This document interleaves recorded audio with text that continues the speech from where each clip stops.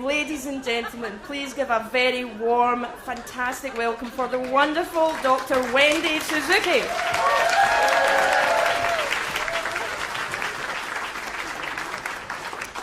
Good evening, everybody. So excited to be here. Long before I ever wanted to be a neuroscientist, I wanted to be a Broadway star. I thought the people that could sing and dance and act all at the same time were the most talented people in the world. But you have to remember that I came from a very serious Japanese-American family. My grandfather came from Japan in 1910, and he started the largest Japanese language school in all of the West Coast. So our family was serious about education.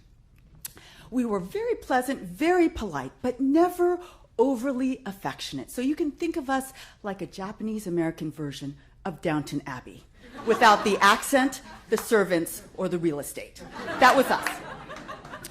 So despite those early Broadway dreams, I quickly and easily fell into a life of total science geekdom. And after a while, I decided to follow those science geekdom dreams to UC Berkeley, my family's alma mater. And so Mom and Dad packed me up in the car and drove me to UC Berkeley. And again, Downton Abbey. We didn't hug, we just waved goodbye. Bye, Mom and Dad.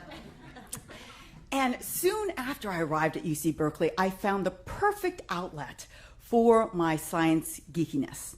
And that was a class that I took at UC Berkeley called The Brain and Its Potential, taught by Marion Diamond.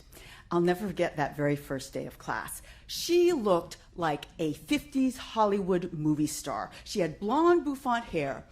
She was wearing a beautiful skirt and blouse with a crisp white lab coat covering it.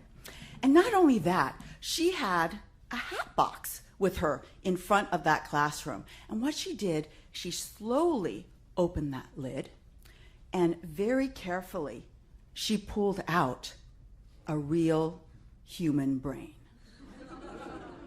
I had never seen one before in my life.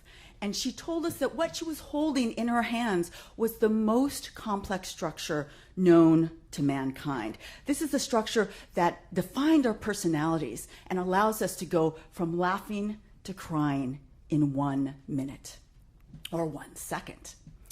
Not only that, she told us one of the most amazing things about the brain is that it could change in response to the environment. That is, the environment could change the brain's anatomy, physiology, and function. And that was called brain plasticity.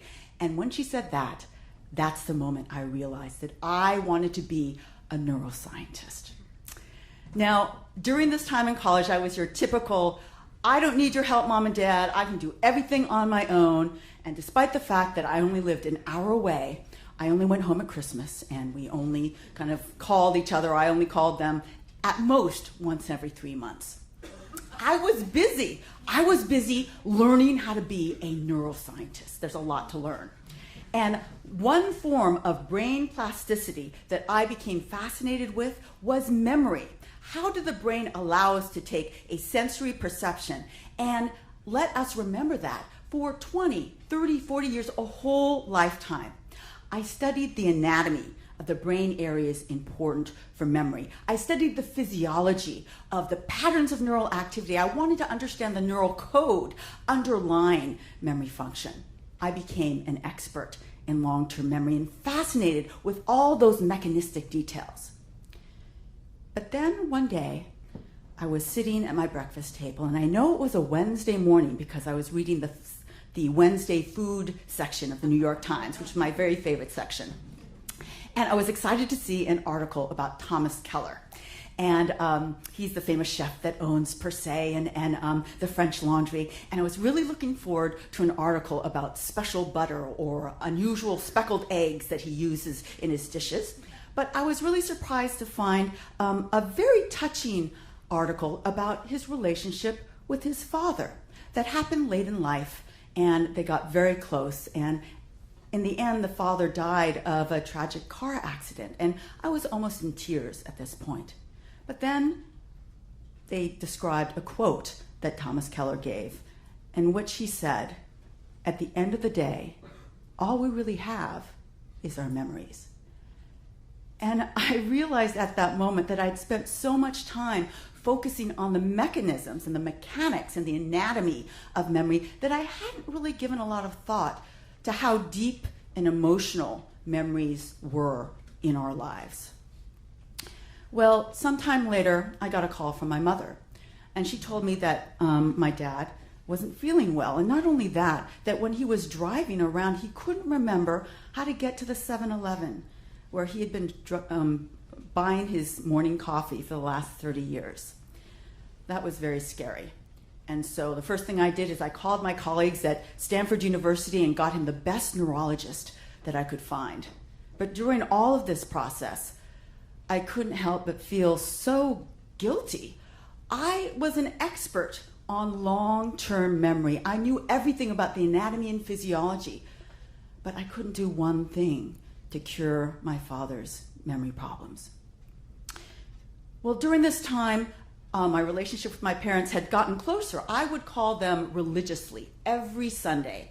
I would first talk to my mom, and then I'd talk to my dad. But I knew after this happened that I wanted to shake things up. I wanted to change the culture of my family. And, we knew, my brother and I always knew that my parents loved us, despite the fact that we never said those 3 words to each other as adults. I love you. Remember, this is Downton Abbey, not Brady Bunch. And so I realized that I wanted to start saying these words, I love you, to my parents. But it was a little bit weird. We'd never said it before, so I couldn't just suddenly start saying it. I realized that on one of our Sunday calls, I would actually have to ask them, would it be okay if we started saying this? Which is very, very awkward. I'm an adult. I have to ask my parents' permission to say I love you, but that's what I had to do. And I was feeling very uncomfortable about this, and I realized I was feeling more than uncomfortable. I was feeling scared because I was worried that they would say, no, I'm not comfortable saying that. I really don't want to say that. And that would make me feel so bad. But I knew the only way to find out what they would say is to ask them. So I gathered up all my courage and I called Mom on Sunday night. And my mantra was, keep it light. So talk to Mom and Dad. How you doing? Here's my week. How was your week? And sometime during the conversation, I said, hey, Mom, we never say I love you. What do you think about the idea of starting to say that when we talk to each other? What do you think? And she paused. And my stomach went from down here all the way up to my throat. And she paused, and then she said, I think that's a great idea. And I went, oh, my God. Okay, so we finished up our conversation, but then the tension started rising again because it's one thing to agree to say I love you, and it's another thing to actually say I love you. So we both knew we were getting to that part of the conversation where we had to say it to each other. And we were kind of circling each other, not sure what to do. And it was my responsibility. I was the one with the idea. I took the bull by the horns and I said, okay, get ready. I love you. And she said, I love you too. And we both went, oh my God, thank God that's over. It was so hard. But we made it through. We made it through. And because that went so successfully, I wasn't worried about my dad at all. I knew he would say yes. I asked my dad. He said yes. We did our awkward I love yous, and the phone call was over. That was so great. But I have to say that after I got off that call, I broke down in tears. It was so emotional to actually have said that. And it was so emotional to know that I had actually changed the culture of my family that night. So the next week I called, and you'll be happy to know that my I love you with my mom got ever so much less awkward that next week. So we're doing really well. We're working it out. And then I start talking to my dad, and I realized that he might not remember that we had made this agreement last week, so I was ready to remind him.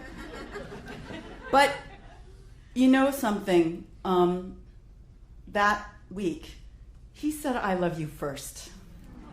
And he has said, I love you first every single week after that. And you have to remember that my dad, sometimes he can't quite remember whether I'm visiting for Thanksgiving or Christmas.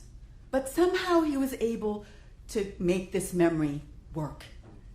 And guess what? I know why, because I'm a neuroscientist. And I know that emotional resonance is helpful for memories. It really pushes those memories into our long-term memories. So the beautiful emotion of his daughter asking him whether she can say, I love you to him, it beat dementia and it allowed him to form a new memory.